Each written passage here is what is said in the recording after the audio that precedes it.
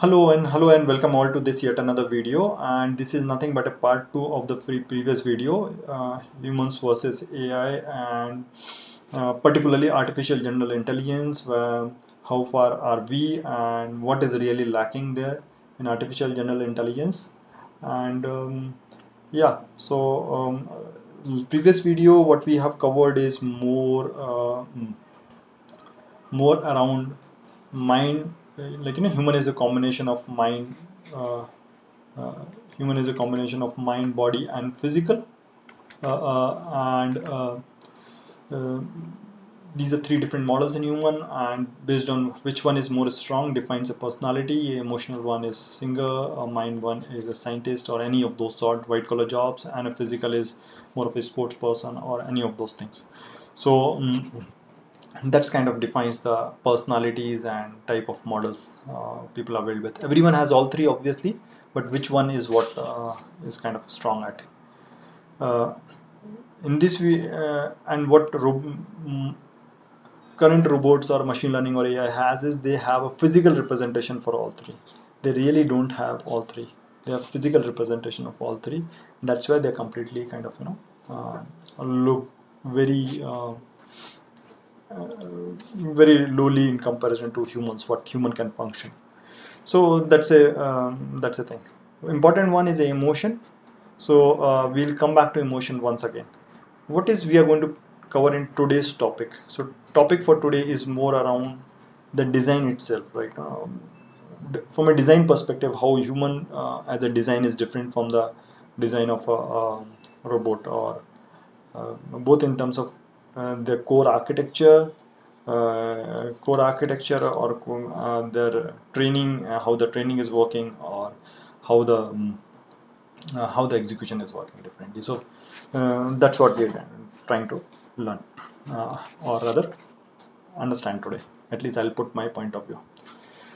So from a core architecture perspective, first thing first is machine both have one thing common. What is a emotion in case of human is a reward function in case of a robot. We have to understand this way. Human picks up thing because it feels him emotionally good. Machine machine memorizes a thing because its reward function tells him this is giving a good result, good value. Now, reward function can be two type. One can be a generic formula. Second can be given, like something which is, if the input is this, the output should be this. If they matches, so that can be a match or a formula. Like what should be the output of a total ecosystem. So what should be output of a total ecosystem is what is my bank balance here, which is a reward function here, is is some kind of formula here which gives me a better result, which says okay, good reward function. Output score in a game or something like that. So that's how. So this emotion is common both of the place. That's how both of them are working. That's a critical link. Um, Now, what happens in case of human? How human is learning? Human is trying to increase the reward function or value of a reward function by increasing its. The first step is increasing its graph. So it's a network graph. That's what it is doing. It's trying to build a graph. So the graph is increasing. So it might have, like they start with one node, it increases with 5 nodes, for 25 nodes, thousands of nodes, millions of nodes, billions of nodes, trillions. That's what neurons in the brain are. So it's kind of, it's a graph. That's what it's going to. The entire purpose of the graph is obviously in terms of increasing his emotionally, whatever gives a more pass through for him emotionally, that's what it is, keeps on doing those things. There's a difference being what emotion gives a pass through and how sensitive that emotion is. So there's a difference between both of them. We are only talking about at this point whatever emotion gives a pass through, that's what it will keep on doing. So the learning is connected. it will keep trying to connect more and more things to something they know. There can be multiple cluster as well, but somewhere it has to connect to their emotional aspect, and they have to in a way connect with their core node of emotional model. That's what they always will have to connect to. On the machine learning, on the AI side of it, what is happening is they're not building a graph as such. There's a graph, there's a neuron weight function and all those, but they are more of a mechanical graphs, which is understanding things by bits and bytes. So means they're trying to identify shape and all of these things, or all of AI, but they're not truly a graph as such. It's more of a function, mathematical function, large mathematical function, which is getting created, which gives you an output. So that's very different. This is a graph. This is purely a graph.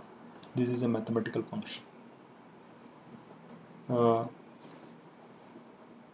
They both get very close, because this mathematical function try to get us to a closer to the output of this graph, because now this mathematical function has so many variables and so many nodes, it's almost start matching the output of a graph, because that's how the CNN or RNN or all the deep neural network works. But they are fundamentally different. We have technology in terms of graph neural nets and graph networks, but again they are in not that big usage, at least as of now. So that is the first thing in the core architecture, how they're different. So this is a core architecture aspect of it. What is the next thing, what this leads to, and what difference does it make? What this core architecture difference does it make is, it do not make difference in terms of execution as such. If you ask a human to identify what it is in front of you, he will, and looking at a car or a cat, he will also say car or a cat, and he will also say car or a cat. But what it will not be able to do, and where it will not match, see, this one is interesting. That's where the crux of everything is coming in. Both will identify car or a cat, but this one requires a lot of retraining.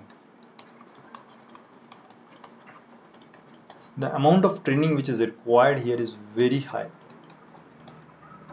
Whereas in a graph model, a new node, it's connected here. It's only about where all it need to be connected. That's all. It can be connected to three or more this node, and your learning is complete. Your model is not train heavy. Okay, so when your model is not train heavy, what is happening is, when there is an execution required, your active memory gets a new model all the time, created out of this graph. And what that active model is? That active model is very similar to this mathematical function, but it's created out of a graph. It's not created out of a deep neural net. So this is in a way faster technology to deliver a model. So that's why you will find with a very limited, like, you find a new thing, and human being is able to quickly grasp on it, how to use it and do many things with it. When you go to a deep neural net, you might have to retrain the entire model. So that's how that's why human is able to pick many things better. On the other hand, machines will be better at some things, like, they can understand Chinese as well as English, as well as Hindi, and as well as what all languages together, and many things it will be able to do, which human may not be able to do, because there's no network happening here. It's not getting connected. There are too many dots coming in, which are, or none of them is related to your old dots. What to do with those? Not working. But the same thing for a formula, it doesn't matter. It's another thing. Just learn it, and they will learn it. So that's fundamental difference, right? Two different. When there's a new object coming in, it's another model, another node in the graph. Human will be able to pick up fast. Another language, machine learning will pick it as another language, will pick it very fast. Human is another totally different graph. Making a new graph for a new language is not so easy, and he'll be slow, and he might not be able to pick it up at times. So that's how it kind of functionally works. Okay, so that's a second major difference that we are getting. The model, which the way human works, the model is delivered real time because it's based out of graph. That's the essence. Model delivered real time. MDR, we can say.